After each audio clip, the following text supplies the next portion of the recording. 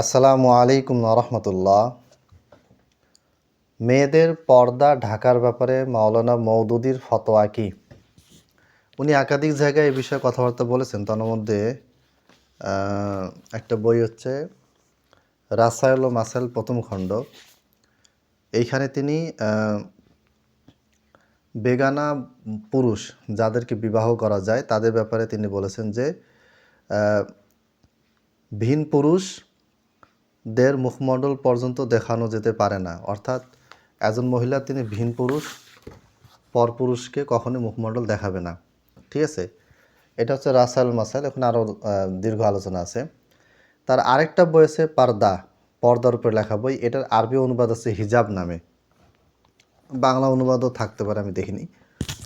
তো এই পর্দা বইটা বা হিজাব বইটার 271 পৃষ্ঠায় এর আগে তিনি অনেক দীর্ঘ আলোচনা করেছেন, অনেক প্রমাণ দিয়েছেন।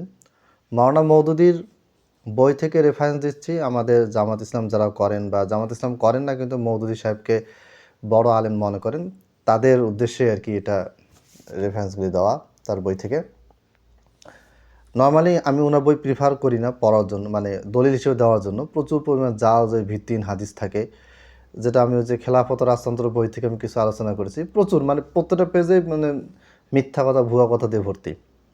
তো এইখানে যেই কথাটা আমি বলতেছি সেটা হচ্ছে যে মাওলানা মওদুদী রহিমাহুল্লাহের মতে মেয়েদের পর্দা, মুখ ঢাকাটা ফরজ।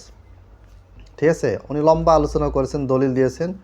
শেষে তিনি কনক্লুশনে বলছেন, जो शख्स आयत कुरानी के अल्फाज और उनकी मकबूल आम और मुत्तफ़क़ अलैह तफसीर और आहद नबवी सल्लल्लाहु अलैहि वसल्लम के तामुल को देखेगा, उसके लिए इस हकीकत से इनकार की मजाल बाकी ना रहेगी कि शरीयत इस्लामिया में औरत के लिए चेहरे को अजानिब से मस्तूर रखने का हुक्म है। ঠিক আছে, মানে কোরআনের আয়াত, তিনি কোরআন থেকে কিছু দলিল দিয়েছেন এবং নবী করিম সাল্লাল্লাহু আলাইহি ইসলামের সময় আর উনকি মকবুল আম, এবং কোরআনের আয়াতগুলি যে তাফসির ব্যাখ্যা, যেটা সবাই গ্রহণ করেছেন, কেউ দ্বিমত পোষণ করেননি।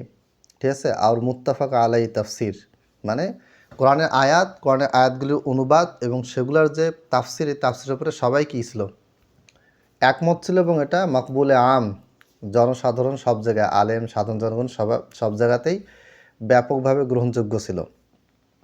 আর আহদে নববী সাল্লাল্লাহু আলাইহি ইসলামকে তাআমুলকেও দেখেগা, এবং নবী সাল্লাল্লাহু আলাইহি ইসলামের যুগের আমল যদি দেখে কোনো ব্যক্তি, তাহলে উসকে লিয়ে ইস হাকিকত সে ইনকার কি মাজাল বাকি না রাহেগি কে, তার জন্য এটা স্বীকার না করে উপায় নেই যে শরিয়তে ইসলামিয়া মে, ইসলামী শরীয়তের মধ্যে औरत के लिए चेहरे को आजानिब से মাস্তুর রাখনে কা হুকুম হ্যায়, অর্থাৎ ভিন পুরুষ পরপুরুষ থেকে নিজেকে কি করতে হবে, মুখটাকে ঢেকে রাখতে হবে। এই ব্যাপারে শরীয়তে, ইসলামী শরীয়ত হুকুম দিয়েছেন। এইটা সে অবশ্যই মানতে বাধ্য হবে, এইটা সে না মেনে পারবে না। তাহলে এখান থেকে কী বোঝা গেল?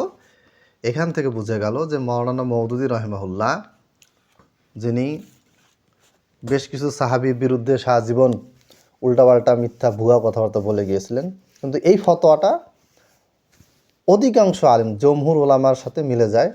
সেটা হচ্ছে যে মেয়েদের মুখ ঢাকাটা ফরজ। যদিও কিছু আলেম বলছেন ফরজ নয়। নাসিরুদ্দিন আলবানীর বই আছে, তিনি এটাকে মুখ ঢাকাকে ফরজ বলতেন না, তিনি উত্তম মনে করতেন। আলবানী দলিলগুলি অনেক স্ট্রং, সেটা নিয়ে আজকে কথা বলবো না।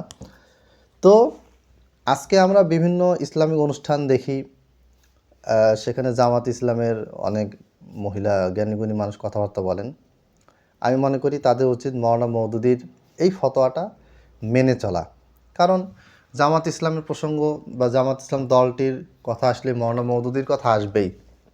মাওলানা মওদুদী রহিমাহুল্লাহ জামাত ইসলামের প্রতিষ্ঠাতা। তো এই প্রশ্নটার এক ভাই প্রশ্ন করেছেন, সেটার উত্তরে আজকে বই খুলে পড়ে দেখানো উদ্দেশ্য। বাংলা অনুবাদ পর্দা ইসলাম নামে মনে হয় আছে, আমি পিডিএফ দেখেছিলাম কোনো এককালে, বইটি আমার কাছে নাই, আসলে পিডিএফ থাকতে পারে। মূল বইটা উর্দুটা আমি গুরুত্বপূর্ণ অংশ অনুবাদ পড়ে শোনালাম। তো আশা করি প্রশ্ন উত্তরটা ক্লিয়ার হয়েছে। সেটা হচ্ছে যে মাওলানা মওদুদী রহিমাহুল্লাহ মেয়েদের এই চেহারাকে, মুখমণ্ডলকে পর পুরুষের সামনে আবৃত করা জায়েজ মনে করতেন না, তিনি এটাকে ফরজ মনে করতেন, আবশ্যক মনে করতেন। আজ এ পর্যন্তই। আসসালামু আলাইকুম ওয়া রাহমাতুল্লাহ।